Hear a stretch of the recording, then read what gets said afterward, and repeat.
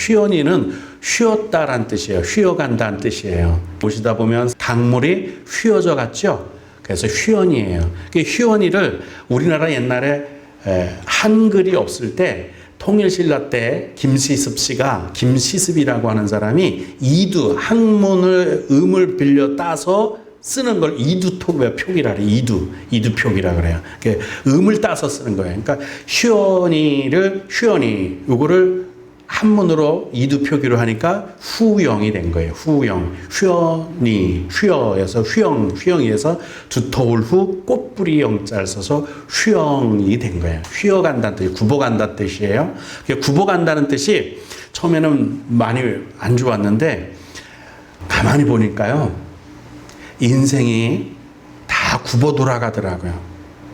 우리 가는 길이 내가 계획한 대로 되는 법이 없고, 내가 생각한 대로 가는 법이 없고, 내가 노력한 대로 내 뜻대로 인생이 직선도로로 쪽쪽 빠지면 얼마나 좋아요. 지름길이 있다면 얼마나 좋습니까? 근데 인생이 굽어가게 되고 휘어져 가게 돼서 내가 뜻한 대로, 내가 마음먹은 대로 안 돼요. 제가 좋아하는 성경인물들이 참 많은데 그 중에 요셉이라는 사람의 인생을 한번 살펴볼까요? 그 사람의 인생이 채색 옷을 입고 색동 옷을 입고 부모 어머니의 아버지의 극진한 사랑을 받고 편애를 받을 정도로 살았지만 그 인생에 평탄대로를 걸은 게 아니에요. 보니까 휘어 돌아갔어요. 노예로 팔려가고 감옥으로 가고 누명 쓰고 그 우여곡절을 겪은 그 숱한 삶을 27년 동안 그렇게 살면서 그 인생이 굽어 돌아가는 길이더라고요. 근데 그 돌아가는, 굽어가는 그 길, 휘어져 가는 그 인생길이 그러면 실패하고 망한 길이었을까 생각해 보면 하나님이 결과에 가서 최후의 승리를 얻게 하셔서 애굽에서 총리가 되게 하신 것을 볼 수 있어요. 내 인생은 이렇게 꼬부라졌지? 내 인생은 왜 이렇게 휘어졌지? 나는 왜 이렇게 사는 게 엉망이지? 다윗도 그렇게 생각했어요. 도망다니면서 굴에 숨으면서 수없이 죽음의 문턱을 넘나들면서 암살당할 뻔하면서, 근데 그 굽어져 가고 휘어진 길 같았는데 결국 가보니까 거기까지 주님이 동행하셨고 지키셨다는 거죠. 아브라함은요, 역시 굽어진 길을 갔어요. 휘어진 길을, 인생길을 보면 똑바로 살아간 적이 아무도 없다는 것을 알 수 있어요. 그런데 하나님이 성공하게 하셨다는 거죠. 하나님이 승리하게 하셨다는 거예요. 모세도 마찬가지예요. 태어나서 강가에 버려지고 40년을 왕궁에서 살고 40년을 광야에서 살면서 휘어지고 모나니 굽어진 인생을 살아갔는데 결국은 하나님이 승리하게 하신 것을 볼 수 있습니다. 저는 이런 걸 보면서 인생의 역전의 복이 하나님을 믿는 사람들에게는 있다 알게 되었습니다. 그래서 오늘 그런 사람이 또 누가 있을까? 인생의 밑바닥, 다시는 일어설 수 없을 만큼 절망적인 인생의 구렁텅이에 빠졌다가 살아나온 사람이 누가 있을까? 인생의 굽어진 길을 걸어가다가 다시 하나님이 역전시킨 사람이 누가 있을까 생각해 보다가 룻과 그의 며느리 라우미와 그의 며느리 룻을 살펴보게 되었습니다. 이 룻과 라우미는 룻은 어디 살던 사람이냐? 나오미는 어디 살던 사람이냐면 베들레헴에 살던 사람이에요. 왜 예수님의 고향이, 예수님의 본적지가 베들레헴인지 이제 아시겠죠? 룻이 예수님의 할머니이기 때문에 그래요. 증조 할머니인가 고조 할머니인가 그래요. 여기 베들레헴에 살던 사람이에요. 이 나오미가 베들레헴에 살다가 흉년이 들어버렸어요. 흉년이 드니까 그 남편하고 두 아들내미하고 다 짐을 싸서 살기 좋다고 하는 모압 땅으로 이사를 간 거예요. 이방인의 땅이죠. 가나안 땅을 벗어났어요. 약속을 벗어난 거예요. 지금 말로 하면 교회 잘 다니다가 교회 다니는데도 형편이 나아지지 않으니까 세상으로 가서 야 조금만 돈 더 벌고 와서 예수 믿어야지 하고 떠나버린 거예요. 돈 더 벌고 다시 고향에 돌아와야지 하고 떠난 거예요. 돈 조금만 더 벌고 교회 와서 충성해야지 떠나버린 거예요. 잠깐 동안 교회는 방학해야지 하고 떠난 거예요. 그런데 가서 잘 됐으면 얼마나 좋았을까. 모압 땅에 가서 이 나오미의 남편이 죽어버렸어요. 왜 죽었는지는 기록이 되지 않지만 죽었어요. 경제 활동을 해야 할 사람이 죽었어요. 두 아들을 결혼시켰어요. 그곳에서는 가나안의 이스라엘 히브리 민족의 여인이 없어서 모압 여인, 이방 여인들하고 결혼을 시켰어요. 그 며느리가 룻 중에 하나가 룻입니다. 근데 두 아들도 결혼하고 자식을 못 낳고 다 죽어버렸어요. 두 아들도 죽고 아버지도 남편도 죽고 이 나오미는 이제 삶에 희망이 없는 거예요. 고대 중동에 남자가 죽으면 여자는 경제적인 여력이 없어요. 재산을 물려받을 권한도 없어요. 유산도 못 받아요. 그러면 그 유산은 다 누구 거가 돼요? 가까운 친척 중에 남자가 취하게 돼 있어요. 그러니까 여자들은 이제 난리가 난 거 아니에요. 다 죽고 나오미는 이제 다시 베들레헴으로 돌아가려고 하는데 한 며느리는 떠났지만 한 며느리가 끝까지 따라간답니다. 어머니는 나의 어머니고 어머니의 민족은 나의 민족이고 어머니의 하나님이 곧 나의 하나님입니다. 그리고 따라오게 되는 거예요. 그리고 따라오는 그 과정 속에서 이제 믿음이 이들이 어떻게 회복되는가가 이제 보여지게 됩니다. 여러분, 저는 이 두 사람이 이 굽어진 길을 걸어가다가 삐뚤어진 길을 걸어가면서 절망 속에서 살다가 다시 하나님이 건져주시는 은혜가 어떻게 해서 임했는지를 오늘 세 가지를 살펴보고자 합니다. 첫 번째는요, 절대 원망하거나 탓하지 마세요. 만약에 우리 집안이 망했어도 당신 때문이야 라는 소리는 하지 마세요. 당신 때문에 절대로 원망하거나 탓하지 말아야 합니다. 하나님은 왜 그런지는 모르겠어요. 저도 부정적인 데는 질색을 하셔요. 원망하거나 탓하면 목숨을 거두실 만큼 대단히 싫어하셔요. 하나님은 오직 믿음만 바라셔요. 그런데 심리적으로도 보면은요, 부정적인 사람이 잘 사는 법은 없어요. 부정적인 사람이 되는 법이 없어요. 무조건 감사해야 되고 무조건 주님 앞에 기뻐해야 되고 그래야 합니다. 원망하는 거, 남 탓하는 거, 미움, 증오 이런 것들을 하나님은 대단히 싫어하셔요. 제가 요즘 교회 옆에 풀 깎고 이런 것들을 하다가 한 번은 힘이 들어서 이렇게 주저앉은 적이 있어요. 가만히 앉아서 좀 쉬려고 앉았다가 제가 새로운 걸 봤어요. 지금까지는 작은 꽃이 그렇게 예쁘다는 생각을 안 해봤거든요. 큰 꽃만 예쁘다고 생각해서 이만한 꽃, 대충 보니까 예쁘지 큰 거는 뭐 그렇지 않아요? 그런데요, 작은 꽃은 자세히 들여다보면 더 예쁩니다. 큰 꽃은 찾아보면 크니까 흠도 크게 나타나요. 근데 작은 꽃은요, 흠이 없어요. 있겠지. 근데 내 눈에는 너무 작기 때문에 흠은 더 작을 거 아니에요? 안 보입니다. 흠이 안 보여요. 그래서 그 작은 꽃잎 속에 그 깨알만한 꽃잎들이 서너 개씩 이렇게 붙어 있는 그 안에 있을 건 다 갖추고 있어서 이렇게 파스텔처럼 쭉 문질른 것 같은 아름다운 색의 번짐 이런 것까지 다 있는데, 이야, 황홀합니다. 저는 왜 작은 것, 겸손한 것, 어린아이와 같은 것 이런 것들을 주님이 좋아하시나 했더니요, 이렇게 아름다움만 보이고 깨끗한 것만 보이는 것 때문에 그런 게 아닌가 싶어요. 여러분, 겸손해지면, 작아지면 남이 나에게 흠도 못 찾지만 아름답게 보이지 않을까, 겸손하지 않을까, 남 탓하지 않을까, 이렇게 생각해 봤습니다. 여러분, 절대로 원망하지 마십시오. 남을 탓하지 마세요. 내가 이렇게 된 것이 누구 때문이다, 남편 때문이다, 아내 때문이다, 부모님이 못나서다, 그러지 마시기를 바랍니다. 나오미의 가정, 이건 조금 아까 이렇다니까요. 제가 이제는 안 보면 이렇게 앞뒤가 막 왔다 갔다 하는 거예요. 지금까지 설명한 것처럼 나오미의 가정이 이렇게 망했습니다. 그런 가정이, 회복하는 가정이 원망하지 않고 탓하지 않았어요. 제가 생각할 때 나오미가 우리의 할머니 같았으면 이랬을 것 같아요. 이제 돌아가셨는데 항상 우리 어머니를 탓했거든요. 이 나쁜 년아, 서방 잡아먹는 년아, 뭐 이러시거든요. 옛날 분들 다 그러셨죠.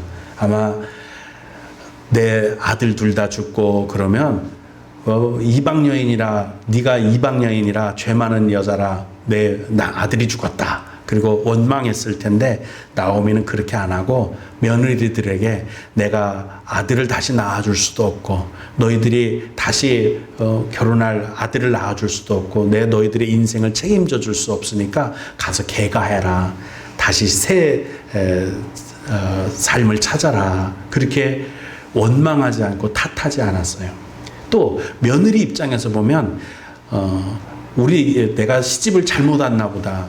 시아버지도 죽더니 뭐 시아주머니도 죽고 남편도 죽고 이게 이 집 가문의 저주다. 내 이런 집에 시집 온 게 불행이다. 이놈의 집안 구석에 내가 시집 오는 게 아닌데 그러고 원망했을 수도 있었을 거예요. 근데 원망하지 않고 떠난 며느리도 원망하지 않고 슬퍼하면서 떠나갔고요. 끝까지 따라온 룻은 오히려 어머니는 나의 어머니다라고 합니다. 어머니의 민족은 나의 민족이고 어머니의 하나님은 나의 하나님입니다. 원망하지 않았어요. 탓하지 않았어요. 여러분 이런 원망하지 않고 탓하지 않고 감사하며 서로 하나 되는 은혜를 누리시기를 주님의 이름으로 축복합니다. 두 번째는요. 주님을 만나야 돼요. 나오미가 룻을 데리고 베들레헴에 왔을 때 만약에 거기서 보아스를 못 만났다면 어땠을까? 보아스. 제가 이 말씀을 준비하면서 휘어져 가는 굽어진 길을 걷는 인생, 제목을 사실 처음 그렇게 잡았었거든요. 굽어져 가는 인생이라고 잡았다가 인생의 역전이 낫겠다, 결론적으로 말하면 그렇게 했는데 강영우라는 박사가 있어요. 눈 안 보이시는 분인데 9년 전에 돌아가셨어요. 예전 일이 생각이 나서, 그때 일이 생각이 나서 제가 유튜브에 강영우 박사라고 쳐봤어요.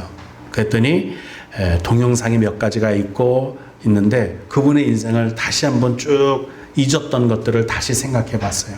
그분의 인생이 진짜 굽어진 인생을 살았지만 성공한 인생을 산 이 시대의 사람이다. 주님의 사람이다. 알게 됐습니다. 강영호라고 하는 분은, 이 장로님은 13살 때 아버지가 돌아가셨답니다. 그 13살 조금 더 있다가 중학교 2학년 때 친구가 찬 축구공에 얼굴을 맞으면서 시신경이 다쳐서 맹인이 되었답니다. 그때부터 맹인이 된 거예요. 이 정도만 되면 사람 보통 인생 포기합니다. 근데 이 사람은 인생을 포기하지 않았어요.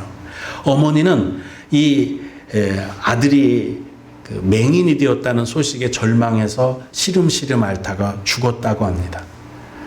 그 다음에 집안을 책임지던 누나가 청계천에서 이런 가공 공장 재봉틀 하는데 공장을 다녔었다는데 그만 과로로 또 누나도 죽었답니다. 이제 남은 건 자기 혼자인 거예요. 자기 혼자 남았어요. 이 정도 굽어가는 길이라면, 인생이라면, 이건 저주도 그런 저주가 없어 보이잖아요.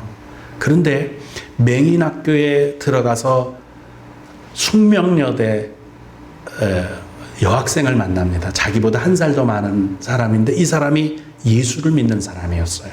잘 만났죠? 보아스와 같은 사람을 만난 거예요. 그리고 이 여인이 이렇게 자원봉사하면서 이 사람이 할 수 있는 것들 가르쳐주고 공부도 가르쳐주고 하고 이래서 이 사람이 소망을 얻고 이 여인을 통해 예수 그리스도를 영접하고 삶의 소망을 갖습니다. 그리고 열심히 공부해서 맹인이 연세대학교를 들어갔어요. 이 연세대학교에 들어가서 공부를 잘하고 피츠버그 대학교에서 교육학 공부를 했습니다. 그리고 그곳에서 박사학위를 받고요. 그리고 미국의 정부 아들 부시 때죠. 아들 부시 때 정책 차관보까지 지냈답니다. 그리고 이가 마지막에 돌아가실 때 그가 영상으로 남긴 편지가 있어서 제가 이렇게 다운을 받으려고 했는데 유튜브 다운을 못 받겠더라고요. 그래서 못 갖고 왔는데 혹시 집에 가셔서 강령우 박사 또는 강령우 장로 이렇게 찾아보세요. 그분이 마지막 돌아가실 때 췌장염으로 돌아가셔요. 그러면서 자기가 죽을 때가 이 세상에 끝날 때가 얼마 남지 않았다고 알고 모든 자기가 아는 사람들에게 이메일을 영상 편지를 보냅니다. 그걸 보면서 저도 눈물을 많이 흘렸는데 그는 감사하는 삶을 살았더라고요. 그는 주님을 만나서 인생이 굽어진 길이었는데 복받은 인생을 살고 결국은 완성된 삶을 사는 것을 제가 보았습니다. 여러분, 정말 절망 중에 있는 분이 해야 될 게 뭐냐면 원망하지도 탓하지도 않는 것도 중요한데 더 중요한 게 있어요. 예수님을 만나야 돼요. 이 사람이 이렇게 고백합니다. 가난이나 질병, 장애 같은 고난이 대다수의 사람들에게는 돌이킬 수 없는 불행이 됩니다. 그렇게 봐요. 사실이잖아요. 다 인생이 삐딱하고 생각의 고집이 다 달라요. 그러나 하나님을 믿는 소수의 사람들에게 그런 고난은 반드시 축복의 시작이 되는 것입니다. 그가 이렇게 영상 편지에 고백을 합니다. 여러분, 지금 당하는 고난이 진짜 문제가 아니라는 거죠. 진짜 문제는 나한테 하나님을 믿는 믿음이 있느냐 없느냐, 이게 진짜 문제예요. 지금 당하는 고난은 언제든지 하나님이 역전시켜 주실 수 있어요. 언제든지 하나님이 내 인생이 허무한 인생이 아니도록 이것도 저것도 다 합력해서 선을 이루게 하실 수 있어요. 중요한 건 내가 정말 예수님을 믿고 의지하느냐, 내가 정말 하나님을 믿느냐, 믿음이 있느냐, 이게 더 중요한 문제입니다. 내 형편이나 사정이, 환경이 중요한 게 아니다는 점, 이 점에서 우리가 찾아볼 수 있습니다. 오늘도 보면 이 나오미 그리고 룻이 보아스를 만납니다. 만약에 이들이 보아스를 만나지 않았다면 큰일 날 뻔한 거예요. 왜냐하면 남자들만 재산을 상속받을 수 있어요. 지금 내 남편 재산이었어도 이게 내 재산이 아닌 거예요. 남편이 없어졌고 그걸 이어받을 아들이 없기 때문에 내 남편의 형제들이 가져갈 거란 말이죠. 큰일 난 거예요. 그때 그런 것들 때문에 계대 혼인법이라는 게 있었어요. 누구냐면 중에 가장 가까운 일가 중에, 형제 중에 가장 가까운 남자가 아이를 갖게 해서 그 재산을 유지할 수 있도록 살 수 있는 형편을 만들어주는 거예요. 그래서 남편 자식 없이 죽으면 친족 중에서 누군가 결혼을 해서 대를 잇게 해주는 법, 이게 계대 혼인법입니다. 이걸 고엘이라고 그러는데, 우리가 보통 찬송 부를 때 이런 찬송 기억나세요? 신랑 되신 예수께서 다시 오실 때, 그죠? 나의 신랑이라고 계시록에도 그렇게 성경에 쓰여 있어요. 이 신랑이란 뜻이 뭐냐면 내 생명을 빼앗길 수밖에 없는데, 내 유산은 다 빼앗길 수밖에 없는데, 예수님이 나의 고엘이 되어주셔서, 나의 신랑이 되어주셔서 내 재산을 유지할 수 있도록, 내 생명을 유지할 수 있도록 하신다는 뜻에서 신랑이라고 부르는 거지. 아니, 나 같은 남자가 남자인 예수님을 신랑으로 모셔서 뭐 할 거예요? 그 뜻이 아니에요. 내 신랑 뻐젓이 있는데 예수님이 또 내 신랑이라고요? 그게 아니에요. 계대 혼인법처럼 예수님이 나의 고엘이 되어주셔서 내 잃어버릴 수밖에 없는 생명, 내 빼앗길 수밖에 없는 인생을 다시 내가 가질 수 있는 권한이 되도록 신랑 되어주신다, 고엘 되어주신다, 이렇게 말씀을 드릴 수가 있겠습니다. 우리는 망했어요, 사실. 우리는 다 죽잖아요. 우리 살아있는 것 같아도 정말 죽음에서 가까운 삶을 살고 있습니다. 이런 우리에게 생명을 다시 우리에게 되돌려 주실 수 있는 분, 그 보아스가 누굴까요? 예수님입니다. 그래서 예수님을 만나야 되는 거예요. 룻과 나오미가 보아스를 못 만났다면 다 잃어버렸을 거예요. 그런데 이 룻이 보아스를 만남으로 7 아들보다 더 나은 며느리가 되었다, 그렇게 말씀을 하고 있습니다. 여러분, 마지막으로 우리 굽어진 인생이 결과로 가장 아름다운 열매를 맺게 하는 또 한 가지, 가장 중요한 것 또 한 가지가 사랑입니다. 근데 사실 어려워지면 사랑한다는 게 진짜 힘듭니다. 정말 힘들어요. 왜 그러냐면 고난당하게 되면 마음이 좁아지게 돼요. 제가 이걸 어디서 보느냐면 처음 목회를 할 때 전도사님들이 시골로 들어와서 목회를 할 때 보면, 제가 이곳에 벌써 28년째인가 있잖아요.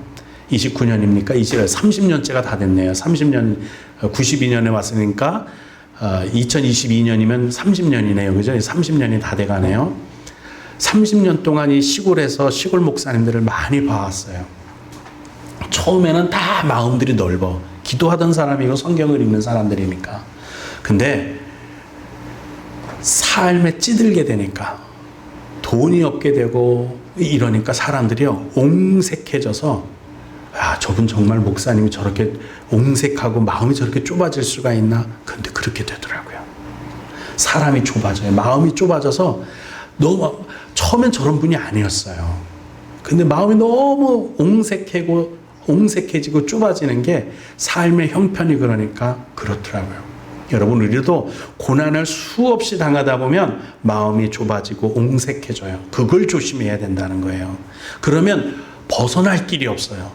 누가 한마디만 해도, 농담 한마디 한 거를 가시도 친 말로 받아치고, 그냥 어떻게 누가 한마디만 하면 공격하려고 그러고, 이런 옹색해진 마음을 갖게 돼. 너그러워져야 돼요.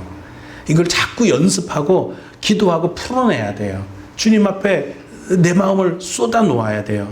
그래서 이 강팍해지는 마음, 옹색해지는 마음, 좁아지는 마음을 넓혀야 돼요. 방법이 하나 있어요. 사랑이에요. 사랑해야 돼요. 감사해야 돼요. 사랑하는 사람, 감사하는 사람만이 마음을 이완시키고 이렇게 릴렉스하다 그러죠. 이렇게 좀 편안하게 할 수 있어요. 이 긴장돼가지고 누가 한마디만 해도 저 나한테 하는 얘기지 하고 꽁 하고 있고 이래서는 절대로 지금의 환경을 벗어나거나 승리할 수 없습니다. 사랑해야 돼요. 감사해야 돼요. 이것이 내 인생을 역전시킬 수 있는 또 한 가지 열쇠가 될 줄로 믿습니다. 서로 원망하면 다 망하는 겁니다. 기적은 주님 안에 있어요. 이제 우리 나오미의 가정처럼 서로 원망하지 말고 서로 사랑하며 사랑으로 하나 되는 귀한 놀라운 은혜가 있기를 주님의 이름으로 축복합니다. 이제 정리를 한번 합니다. 원망하지 마세요. 남을 탓하지 마세요. 예수님을 만나세요. 마지막으로 사랑하십시오. 그러면 우리 가정이 주님의 은혜로 복을 받게 되고 내 인생이 형통하게 되고, 과정은 어떻든 우리는 참외 하나를 사도 다 다르게 생겼죠. 우리 인생은 다 달라요. 그런데 다 맛있는 참외가 될 수 있어요. 다 맛있는 수박이 될 수 있어요. 다 맛있는 인생이 될 수 있어요. 다 달라도 하나님이 만져주시면 됩니다. 그러므로 주님과 함께하는 놀라운 은혜가 있기를 주님의 이름으로 축복합니다.